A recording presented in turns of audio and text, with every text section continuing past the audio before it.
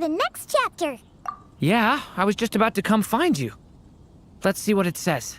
Now sprout to life the story's seeds, stirred by wind-born melodies. Then on that breeze the music leaves, fading into distant memories. Seek the place where wind and tale entwine, and once there, make 3 riddles into verse, and 3 melodies into song.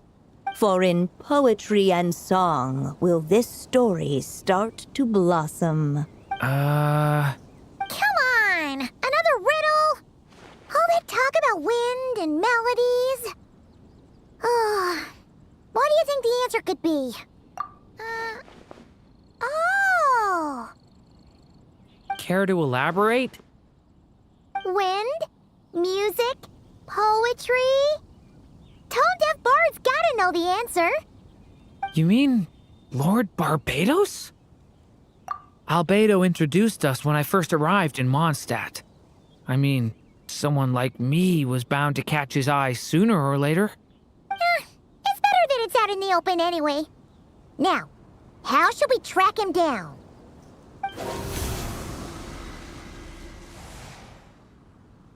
I'm pretty sure he's already caught wind of what's going on here.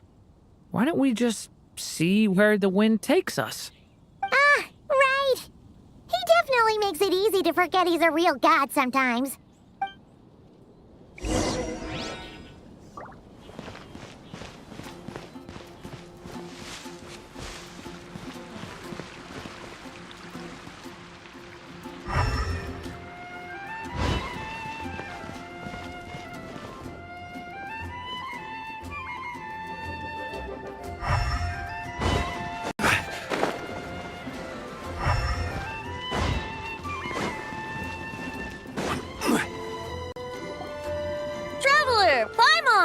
What a sight for sore eyes!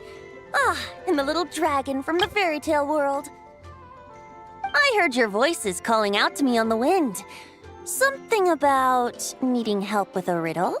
Sorry to disturb you, Lord Barbados. Disturb me? Not at all! To tell you the truth, I'm just as curious about this riddle as you are. Let me take a look.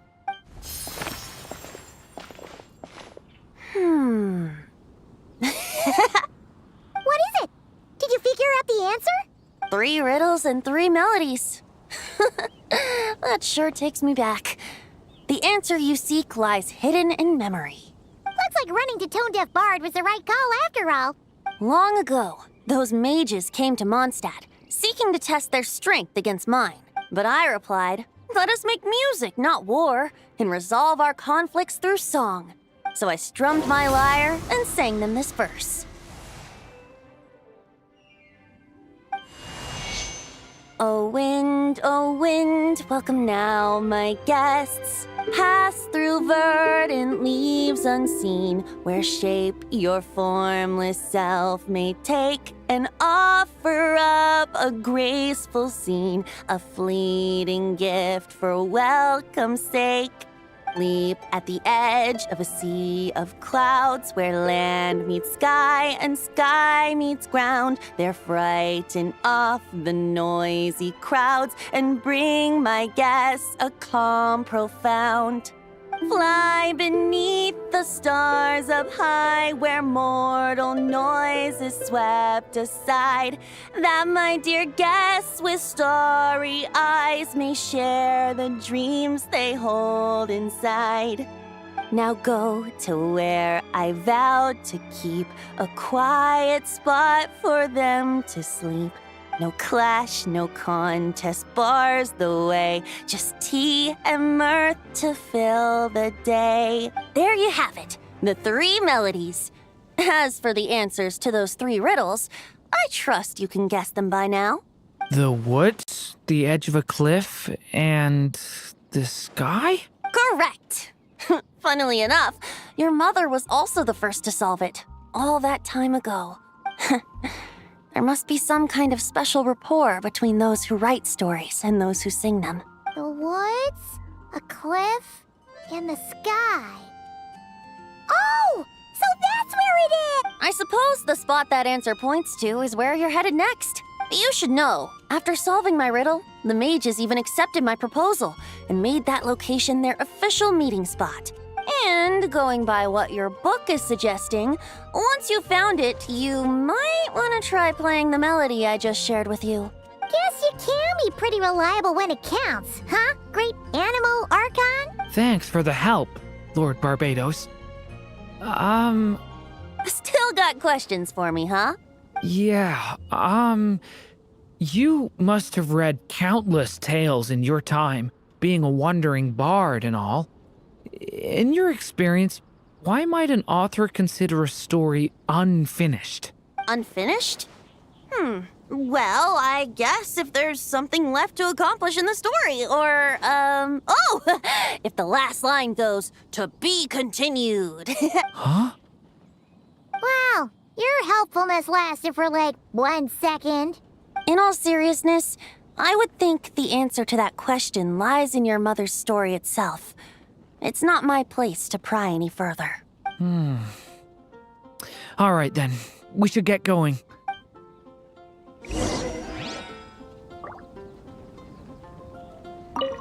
I wonder when their next meeting will be. Okay, we're here! Now, we just need to play the 3 melodies, and we should be able to gather the memories for the next chapter, right? A musical performance? Huh. Out of all the things Miss Lisa has taught me, that's the one I'm worst at.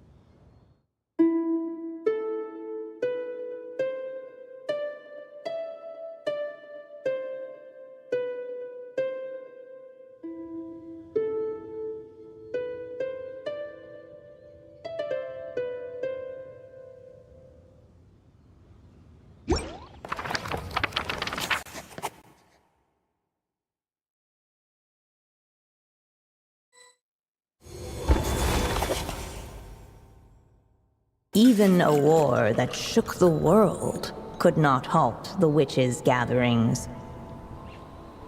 Yet even so, with the passing of time, 3 of their teacups no longer came to be set.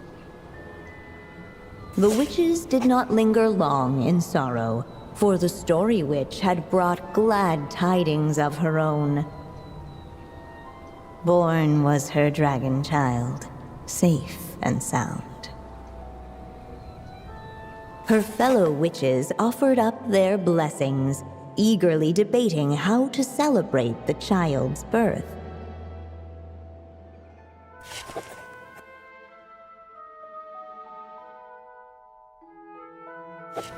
In the end, they settled on the sweetest candy they could find. After all, what could be sweeter than the arrival of new life? And so, the witches' gathering turned into a birthday celebration.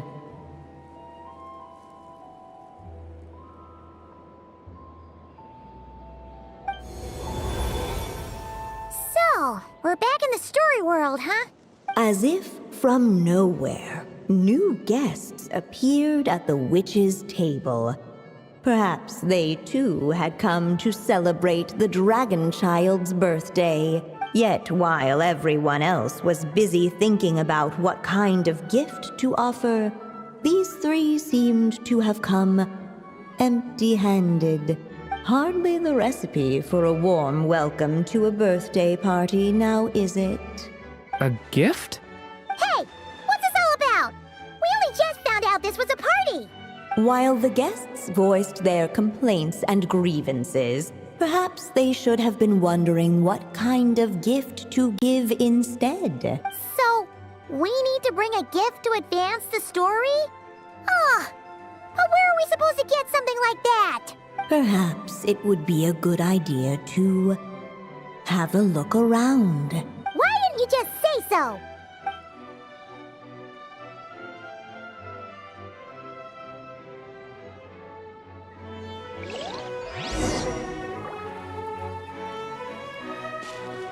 The witches went on chatting away, ignoring the empty-handed guests. Hey, is that the other Durin? Hey, Mini Durin! Nope, no reaction. Seriously, did he doze off at his own birthday party? Brought to life by the witch's magic ink, the dragon child played with animated glee each time the tip of her pen danced across the page. Yet she could not spend all her time writing. For the upcoming witches' gathering, she had no choice but to set down her pen. But before doing so, she wrote one last line. So did the child drift off into blissful slumber. Huh, that's a bit convenient. Strange. I don't remember ever being at any of the mages' gatherings. When exactly was this birthday party supposed to have happened? No wonder you don't remember. From the looks of it, you were probably fast asleep at the time.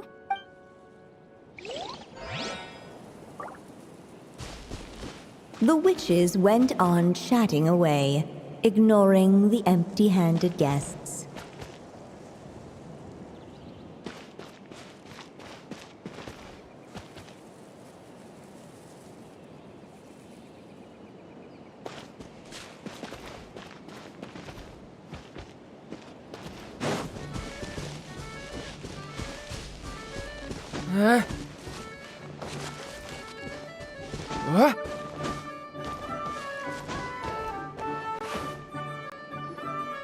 Hey, could we use these as gifts, maybe?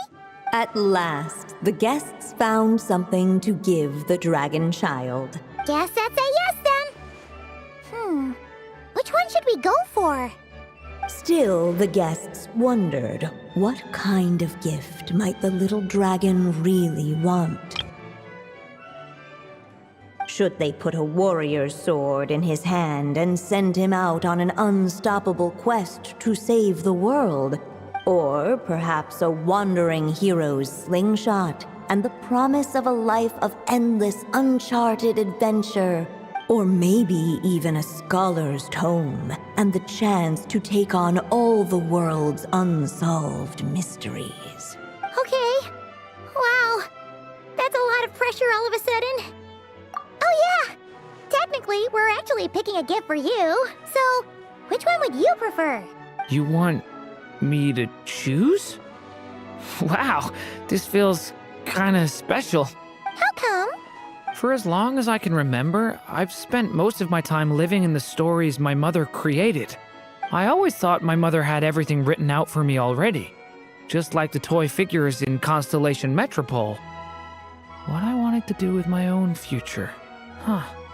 That's something I've never really thought about. What did I want back then? This is the first time I've ever asked myself that question. Sounds like this is the perfect opportunity to answer it then. It's been a while since you left Simulanka, and after everything that's happened, it might be about time to start thinking about your future. Then let me give it some thought.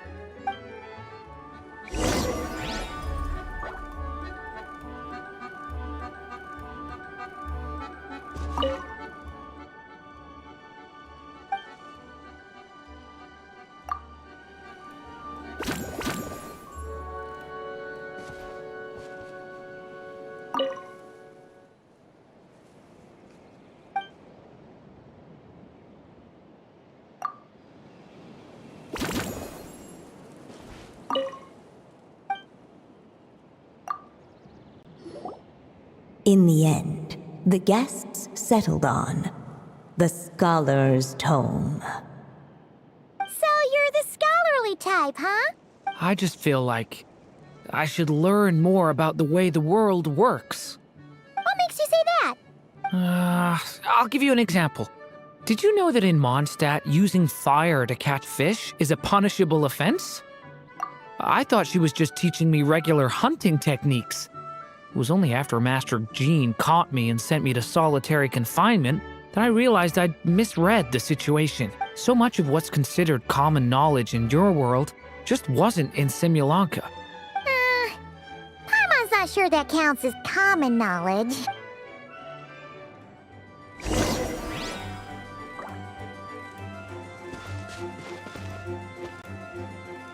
Alright, they should let us in now that we've got a gift, right?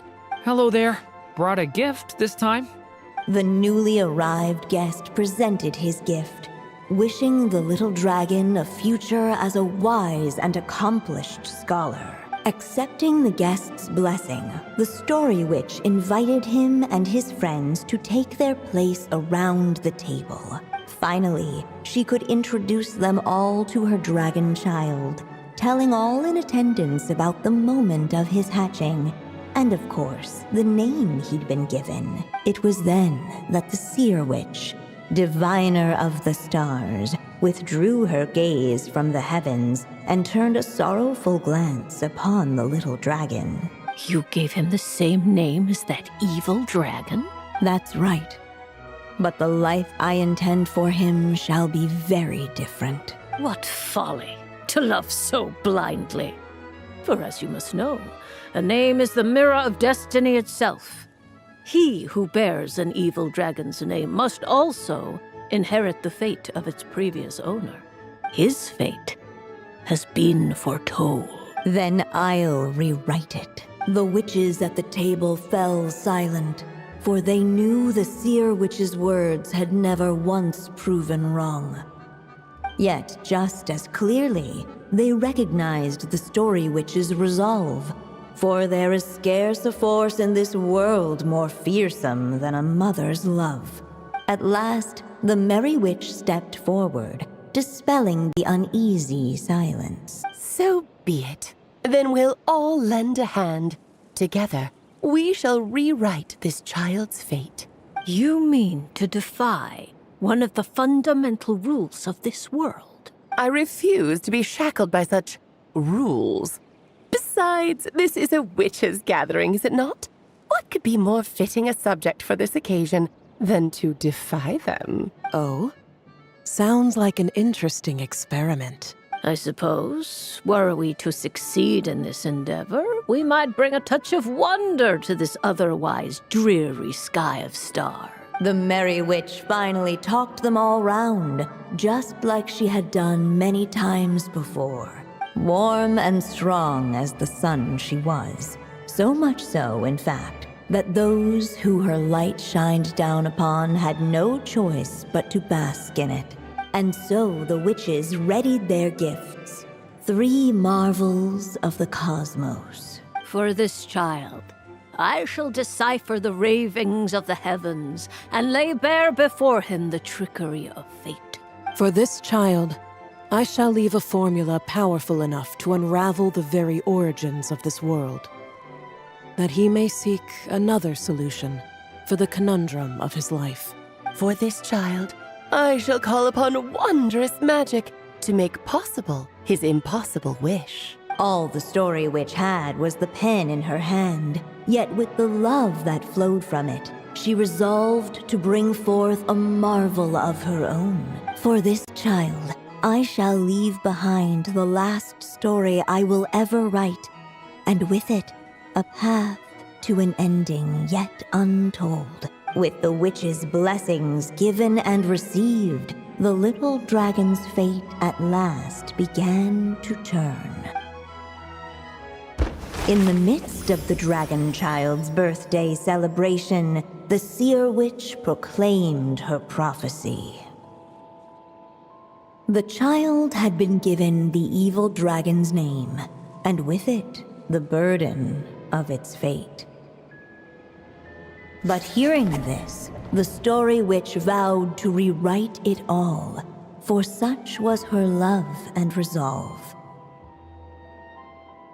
And so the other witches offered their gifts in turn, marvels as rare as any in the cosmos. Together, they sought to test one of the fundamental laws of this world, in part to support a mother's love, and in part to sate their own curiosity. Oh, and I almost forgot. Our new guests came bearing blessings of their own. Who knows? Perhaps this extra dash of wisdom might be all the little dragon needs to change his fate.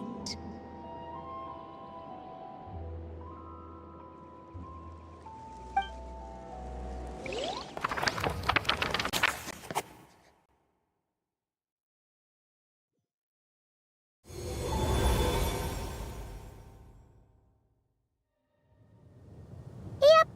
Looks like we've completed this chapter, too. Those witches in the story were the mages of the Hexen Circle, right? They sure seem to care a lot about you, Durin. But, Paimon kinda had trouble following their conversation. Just a bunch of mystery, as usual. The evil dragon's fate. Oh, is that what you're worried about? But didn't we already take care of that? Ah, the mages must have had a hand in that, too.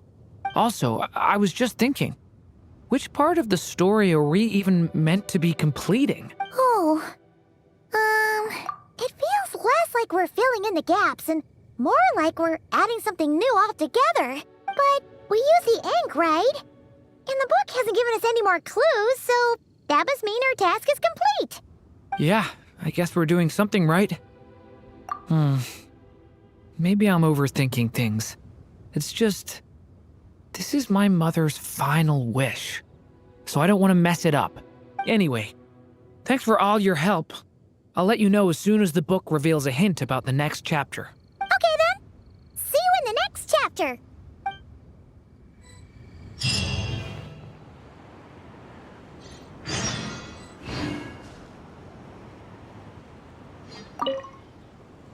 I think I'm gonna stick around, take my time reading through this book.